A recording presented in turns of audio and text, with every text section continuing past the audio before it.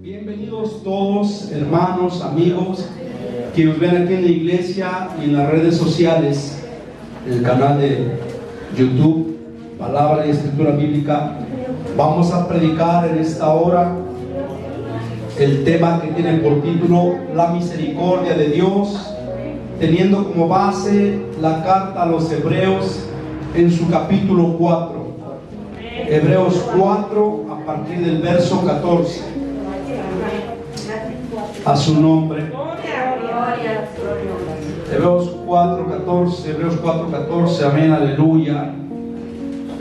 Cuando lo tenga, diga amén. Y si no lo encuentra, diga misericordia. Amén. Qué bueno es Dios. Qué bueno es Dios. Sí, cuando dice amén, está asumiendo que así es. Entonces digo, Dios es bueno. La iglesia, ¿cómo decir? Amén. Aleluya. Hebreos 4:14 dice la palabra en el nombre de Jesús.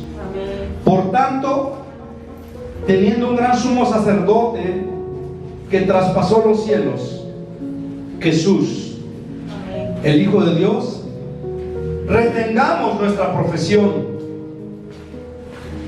porque no tenemos un sumo sacerdote que no pueda compadecerse de nuestras debilidades, sino uno que fue tentado en todo según nuestra semejanza, pero sin pecado. Acerquémonos pues confiadamente al trono de gracia, para alcanzar misericordia y hallar gracia para el oportuno socorro. Ahora quiero leer en la traducción lenguaje actual para que le pueda resultar más comprensible el texto. Ahorita solamente escuche, porque esto no lo trae la Biblia que usted tiene en la mano. Dice así: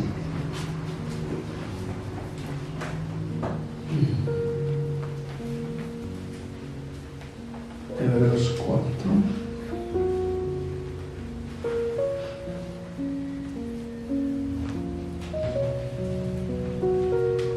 Perdón.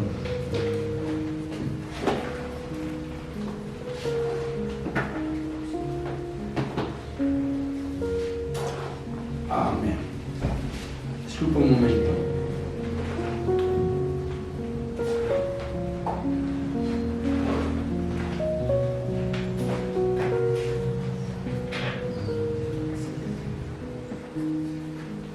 Dice: Jesús es el Hijo de Dios y es nuestro gran jefe de sacerdotes, que ha subido al cielo. Por eso pues debemos seguir confiando en Él. El diablo le puso a Jesús las mismas trampas que nos pone a nosotros para hacernos pecar, solo que Jesús nunca pecó. Por eso Él puede entender que nos resulta difícil obedecer a Dios. Así que cuando tengamos alguna necesidad, acerquémonos con confianza al trono de Dios. Él nos ayudará, porque es bueno y nos ama. Amén. Amén. Ayúdeme a orar. Padre, mi Dios, mi Rey y mi Señor,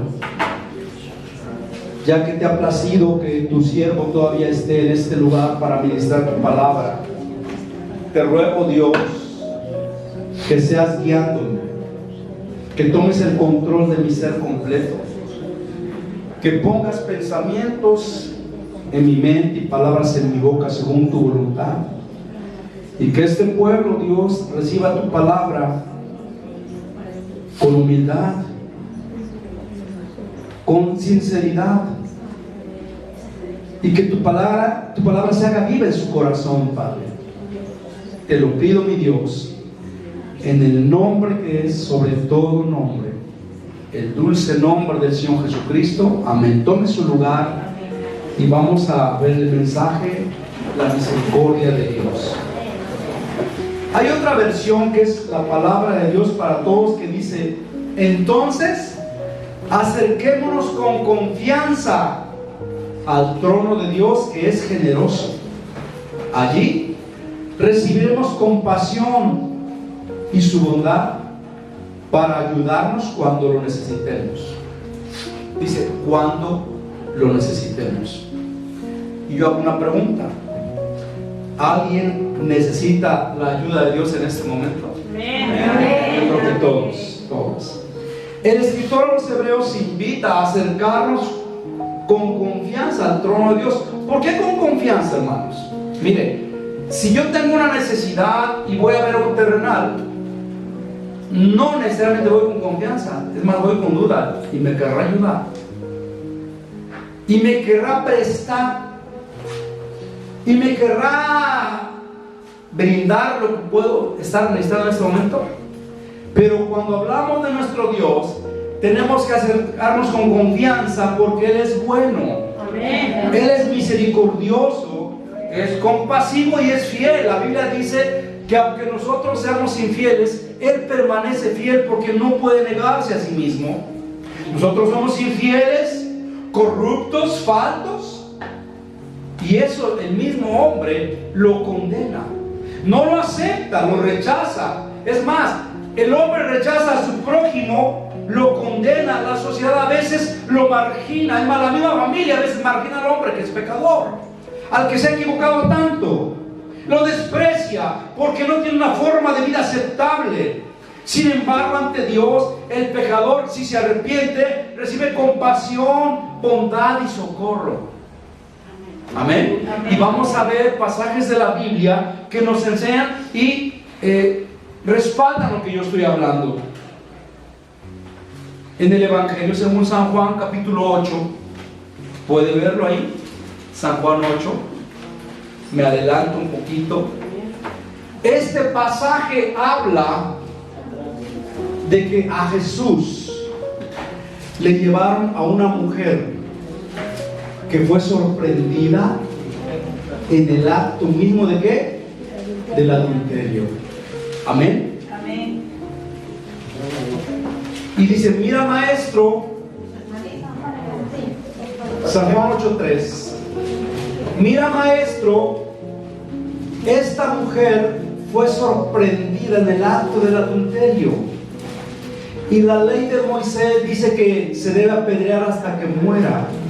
¿Tú qué dices? Amén. Amén. Ahora, hermanos, escúchenme bien. Téngalo listo nada más, porque no le ahorita pongan atención. Miren, a estas personas no le importaba tanto el cumplimiento de la ley, sino tentar al maestro. ¿Por qué digo que no le importaba tanto el cumplimiento de la ley? Porque en el libro del Levítico, cuando se habla de esta falta, de este delito, la ley decía que tenían que apedrear a los dos, no nomás a la mujer. Entonces no les interesaba tanto el cumplimiento de la ley, sino el poner una trampa a Jesús para tener de qué acusarlo. ¿Por qué digo esto? Porque, escuche bien, si Jesús decía, bueno, mátenla, lo iban a acusar de violar la ley romana, que decía que a nadie se le podía condenar sin previo juicio. Y si él decía, no lo hagan, lo iban a acusar de ir contra la ley de Moisés, que decía eso. Usted sabe lo que hizo el Señor. Amén. Amén. La Biblia dice que había una multitud de hombres ya con piedras en la mano para cumplir lo que dice la ley, apedrearla. El Señor Jesús se inclinó a tierra y empieza a escribir. Y aunque la Biblia no lo dice, yo infiero que ese lapso Dios empezó a redarguir en la mente de cada uno de los acusadores, y tal vez a unos ya, tú anoche fornicaste, tú ayer te hurtaste un burro, tú ayer calumniaste a tu prójimo. Y de repente levanta la vista y dice, el que esté libre de pecado, que tire la primera piedra.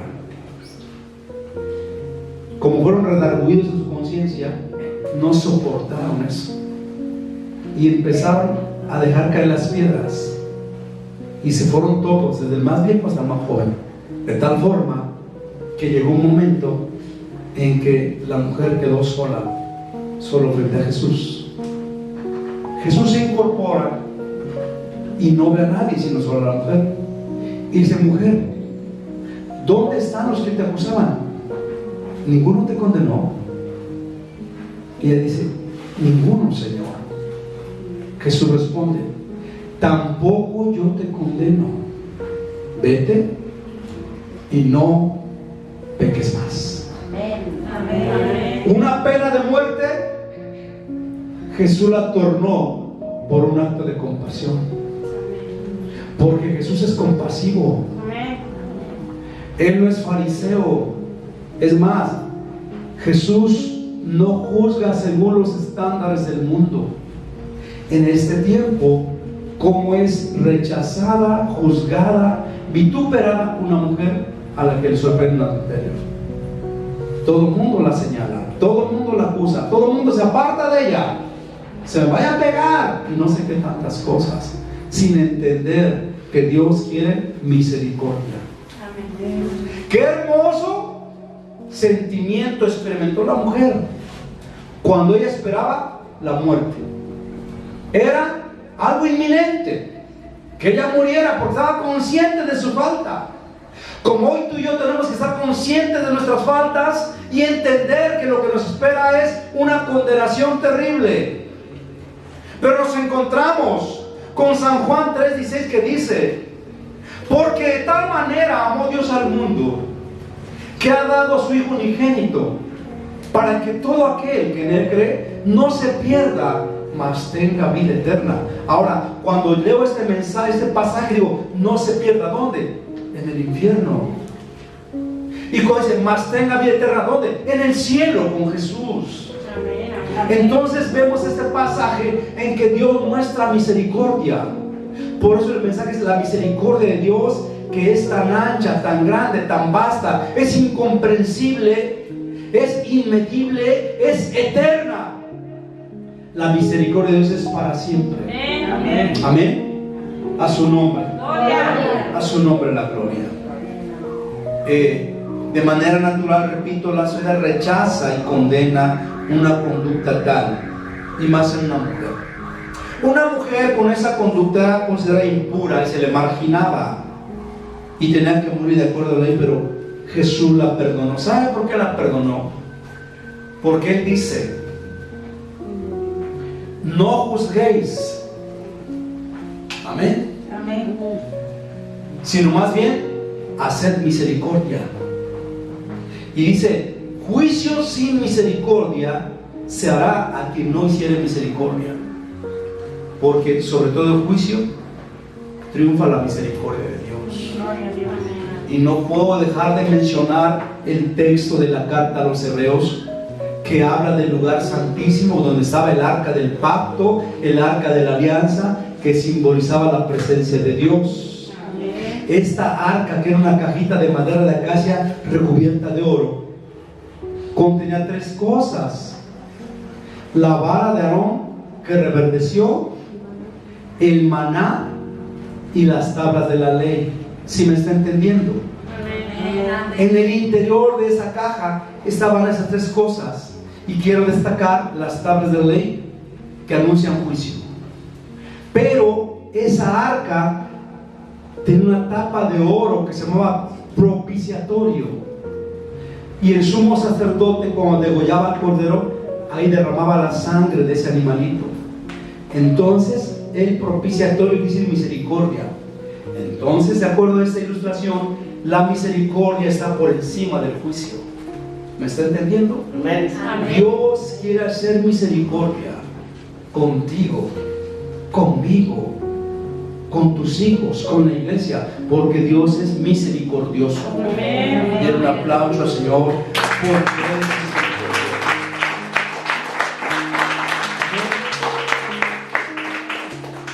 Hay una carta de Pablo que consta de un solo capítulo, es la carta a Filemón, que está antes de Hebreos. En esa carta, Dios usando a Pablo. Se dirige a Filemón. ¿Sabe por qué? ¿Cuál es el motivo de esa carta? El motivo de esa carta era reconciliar a Onésimo, que fue un criado o esclavo de Filemón, con Filemón, porque Onésimo salió huyendo. No queda claro si Onésimo le robó algo a su amo Filemón o simplemente se escapó para no hacer el trabajo que le correspondía hacer como esclavo. Amén. Pero resulta que en eso Onésimo conoce a Pablo y tal vez Onésimo le cuenta: mire maestro Pablo, es que yo vivía con mi amo Filemón, pero un día yo cometí ese acto y ahora la verdad no tengo cara para volverlo a ver. Entonces Pablo dirige esta carta. Vaya un poquito atrás de Hebreos.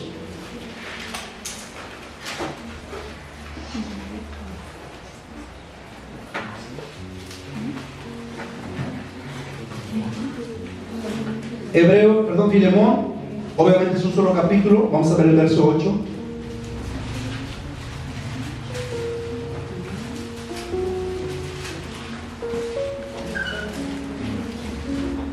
Filemón 1:8.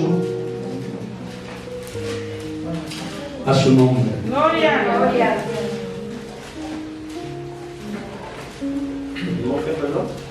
1:8. Atrás de Hebreos habrá. Se me hace que voy a citar a diario a los jóvenes para estudiar los libros de la Biblia, el orden. Incluye adultos.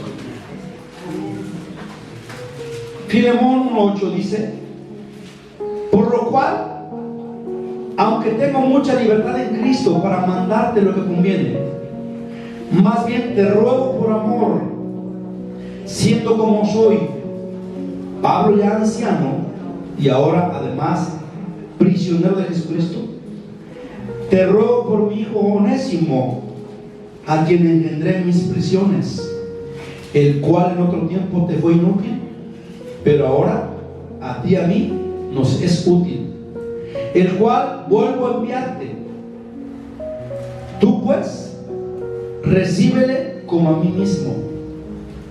Yo quisiera retenerme conmigo para que en lugar tuyo me sirviese en mis prisiones por el Evangelio, pero nada quise hacer sin tu consentimiento, para que tu favor no fuese como de necesidad, sino voluntario, porque quizás para eso se apartó de ti por algún tiempo, para que le recibieses para siempre, no ya como esclavo, sino más que esclavo, como hermano amado, mayormente para mí, pero cuanto más para ti, tanto en la carne como en el Señor. Así que, si me tienes por compañero, recíbele como a mí mismo. Y si algo te dañó o te debe, ponlo en mi cuenta. A ver, hermano, la ley decía que el ladrón estaba obligado a restituir hasta con 5 tantos lo que se había robado. Entonces Pablo, haciendo misericordia con Onésimo, porque todo aquel que viene a Dios, Dios hace misericordia con aquel que viene a buscarlo rendido. ¿Cuánto más nosotros tenemos que hacer misericordia con aquel que viene buscando a Dios? Amén. Y ¿sabes qué? Mira, yo tengo autoridad para mandarte, Filemón, pero más bien te ruego para que esto no te sea como obligatorio, sino que tú decidas hacerlo. Recíbele para siempre, pero no como esclavo, sino como más esclavo, como un hermano. Así tengo que ver yo a aquel que viene a mí, que me diga: pastor, yo quiero vivir diferente, yo quiero buscar a Dios. Lo tengo que ver como mi hermano, aunque en algún tiempo me hubiese hecho algún mal. Y vea lo que dice Pablo: y si algo te debe, ponlo a mi cuenta, yo te lo pago. Me está enseñando esto como una figura de lo que hizo Cristo, que Él pagó por nosotros. Él pagó por nuestros pecados. Ahora ahora Filemón tenía que recibir a Onésimo por amor a Dios. Si amamos a Dios, tenemos que ser misericordiosos con nuestro prójimo, aún con aquel que nos dañó. Porque dice Dios, misericordia quiero y no sacrificios. Amén. Porque mire, ¿de qué serviría que alguien ayunase hasta 3 días continuos si no hace misericordia? Hay que hacer misericordia, que se traduce como benignidad, bondad, amor. Mostremos amor para con nuestro prójimo. Mostremos amor. Dice la Biblia, el amor es de Dios. El que ama ha conocido a Dios, porque Dios es amor. Amén. A su nombre. Gloria. Den un aplauso al Señor Jesucristo. Aleluya. Decía Pablo, ¿sabes qué? Yo te voy a resarcir el daño que te causó Onésimo, porque yo amo a Onésimo, porque es mi hijo espiritual, lo engendré en mis prisiones. A veces el pastor resulta molesto o incómodo cuando busca al congregante que se ha alejado. Ay, ese es tal vez el pastor. Dije, no estoy. No está, pastor. Es que salió.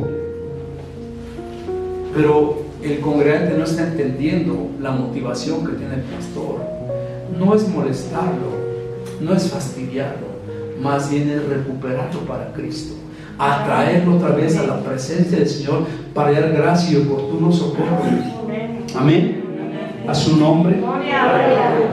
Vamos a ver otro caso. La mujer samaritana, que está en San Juan 4. Vimos ya un caso de un hombre y el caso de una mujer, para que haya igualdad. No diga, nomás a la mujer, el pastor nomás habla de las mujeres. No, vamos a hablar también de los hombres. Amén. La mujer samaritana, de acuerdo a San Juan 4, dice la Biblia que el Señor Jesús pasó por Samaria y de repente se paró junto al pozo que estaba allí. ¿Y sabe qué hora era? Las 12 del día. Amén. Y de repente llegó una mujer samaritana. ¿Por qué se dice samaritana? Porque era del pueblo de Samaria. El gentilicio es samaritano. Entonces, amén. Vamos a ver en la Biblia.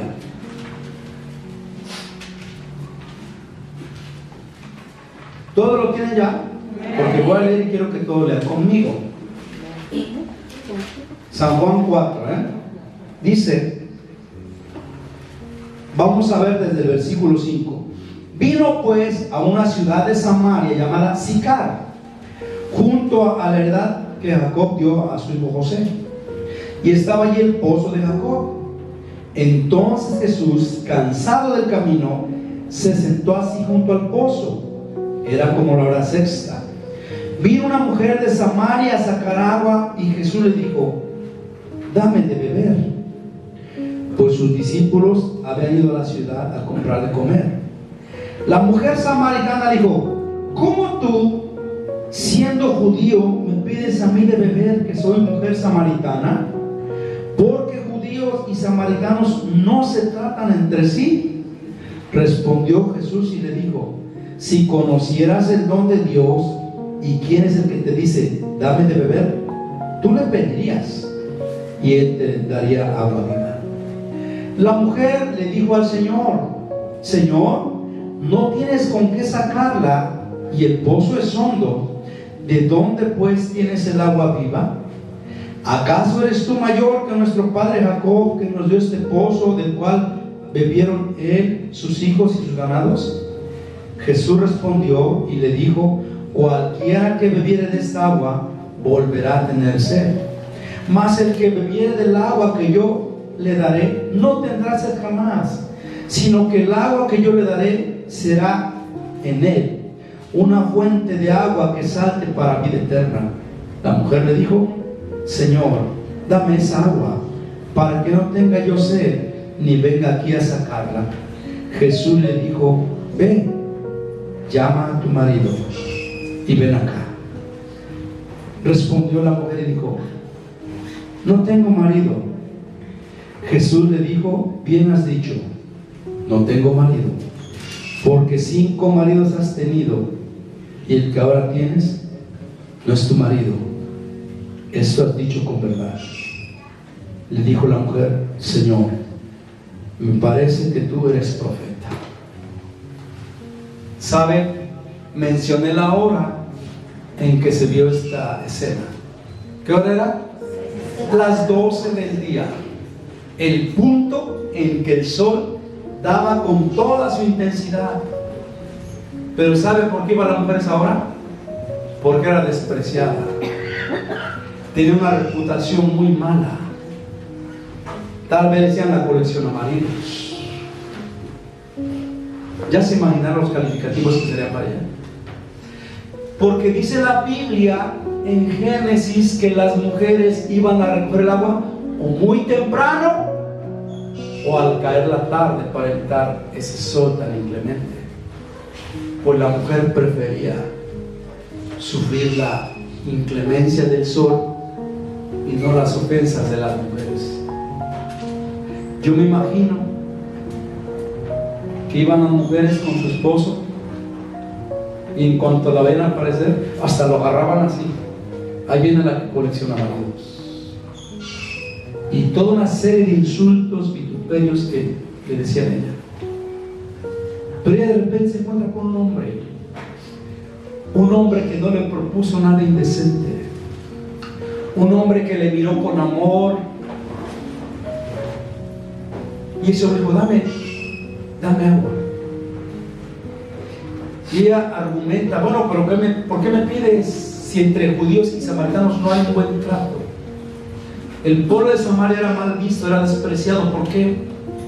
Porque se consideraba un pueblo impuro, un pueblo que nació de gente de diferentes lugares y se mezclaron con los judíos que volvieron de la deportación de Babilonia. O sea, eran mal vistos, eran como un pueblo de baja clase, despreciado pues. Por eso dijo ella: ¿cómo me pides si no nos llevamos bien? Y es cuando Jesús le dice: si tú supieras quién es el que te pide, tú le pedirías a él y él te daría un agua de la cual si tú la bebes jamás tendrás sed. Esa agua será algo que salte en vida eterna para ti. ¿Qué quiere decir esto? El agua que yo te puedo dar te da la salvación. Y cuando dice esa agua se refiere al Espíritu Santo, porque para ser salvos tenemos que tener el Espíritu Santo de Dios. Esta mujer estaba acostumbrada al vituperio, a las ofensas, al maltrato, a la marginación, pero se encontró con el que es misericordioso, se encontró con el que es compasivo, se encontró con aquel que perdona multitud de errores, se encontró con aquel que dice: yo no te condeno, vete y no peques más. Se encontró con aquel que intercedió por sus ejecutores cuando dijo: Padre, perdónalos porque no saben lo que hacen. Ese Dios misericordioso que es Jesús es sabio en perdonar. Dice Isaías: buscad a Dios mientras puede ser hallado, llamad en tanto que está cercano. Deje el hombre pecador y vuelva hacia Dios, el cual es amplio en perdonar. Isaías 1:18 dice: venid luego y estemos a cuenta. Si sus pecados fueren rojos como el carmesí, yo los haré blancos como la nieve. Si fueran rojos como la grana, los hago blancos como la lana. Pero vengan y pónganse a cuentas. O sea, a Dios no le importa el pecado que te hayas cometido, Él te quiere perdonar. Los que somos papás lloramos muchas veces por las conductas de nuestros hijos y nos sentimos tal vez decepcionados y tristes, y tal vez muchos dicen: Señor, ¿en qué te fallé? No sé si fallaste o no. El caso es una realidad, que tus hijos son rebeldes, son desobedientes y te causan mucho dolor. Pero cuando te ven a ver, papá, perdóname, mamá, perdóname, tal vez de momento resistes, pero enseguida lo abrazas y dijo: yo te amo y yo quisiera que tú vivieras bien. Pues Dios, que es la fuente de misericordia, ¿cómo recibirá a aquel? Dice la Biblia: Dios no desprecia un corazón contrito y humillado en su presencia. Él dice: el que a mí viene, yo no le echo fuera. Dios está esperando por ti todavía. Amén. A su nombre. Aleluya. El divino maestro solo tuvo misericordia por esta mujer. La Biblia no registra que la tratara mal, que le dictara condenación, sino que le mostró que ella también era candidata a la salvación, a la vida eterna, a la salvación de su alma, al perdón de sus pecados. Amén. Frente a la mujer samaritana estaba un hombre que lo sabía todo, porque el Señor: yo creo que tú eres profeta. Y cuando va al pueblo dice: es que hay un hombre que me dijo todo lo de mi vida. Pues, ¿qué crees? Jesús conoce toda tu vida. Tal vez te escondiste de tus padres, tal vez te escondiste de tu esposa, te escondiste de tu esposo, pero Jesús te miró. A ver, ¿qué siente usted cuando mira a su hijo o a su hija haciendo mal? ¿Qué siente usted? ¿No le duele su corazón? ¿Qué sentiría Jesús cuando Él te vio que hiciste aquello de lo cual te escondiste? ¿Qué sintió? Dolor, tristeza, pero todavía Él quiere perdonar. Todavía quiere perdonar a su nombre. Aleluya.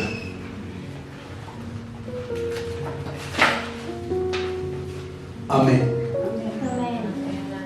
Y vamos a ver, aleluya, cómo el Señor tuvo misericordia aún ya para morir. Repito, hace un rato mencioné que Él dijo: Padre, perdónalos porque no saben lo que hacen. Pero la Biblia registra que Jesús estaba flanqueado por dos ladrones. La tradición por ejemplo fue Dimas y Gestas, ¿no? Y uno de ellos decía: si en verdad eres hijo de Dios, sálvate y sálvanos a nosotros. Era una irreverencia, una ofensa. Pues tú dices que eres hijo de Dios. Pues si eres hijo de Dios, o sea, puso en tela de juicio la palabra del Señor. Teniendo que arrepentirse, teniendo que ser reverente, Él fue irreverente con esa pregunta, si en verdad eres hijo de Dios, sálvate. Pero su compañero de males lo reprende y dice: oye, mira, tú y yo, a la verdad, vamos a pagar el justo precio por nuestras maldades.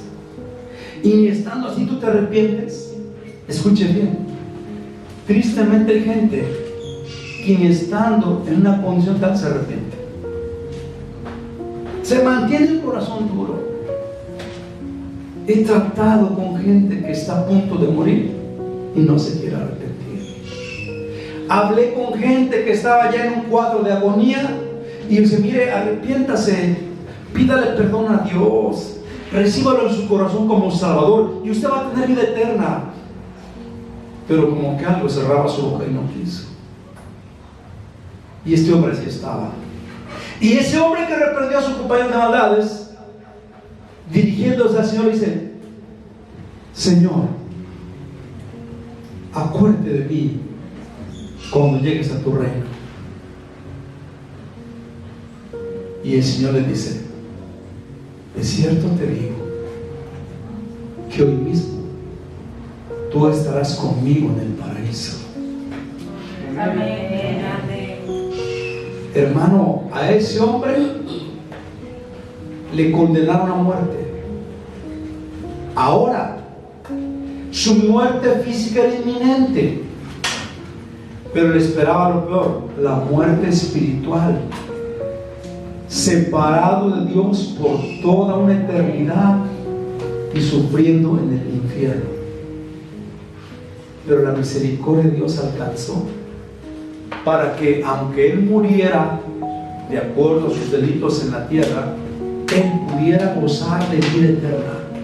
De cierto digo que hoy mismo tú estarás conmigo en el paraíso. También puedo hablar de la parábola del hijo pródigo. Dice la Biblia que había un hombre que tenía solamente 2 hijos, y un día el menor le dice: ¿sabes qué? Dame la parte de mi herencia que me corresponde. ¡Qué falta de respeto! ¿Cómo que un hijo le dice eso al padre? O sea, le digo: ¿sabes qué, papá? A mí no me interesas tú, me interesa lo que me vas a dejar, así que dámelo ya. La Biblia dice que el padre le dio la parte de los bienes y el muchacho se fue a malgastarlos, a vivir perdidamente. Por eso una acepción de pródigo es despilfarrador, malgastado. Y dice que vivió perdidamente. Y llegó un día en que se le acabó el dinero. Y cuando se acaba el dinero, se acaban los amigos. Y todo el mundo te da la espalda.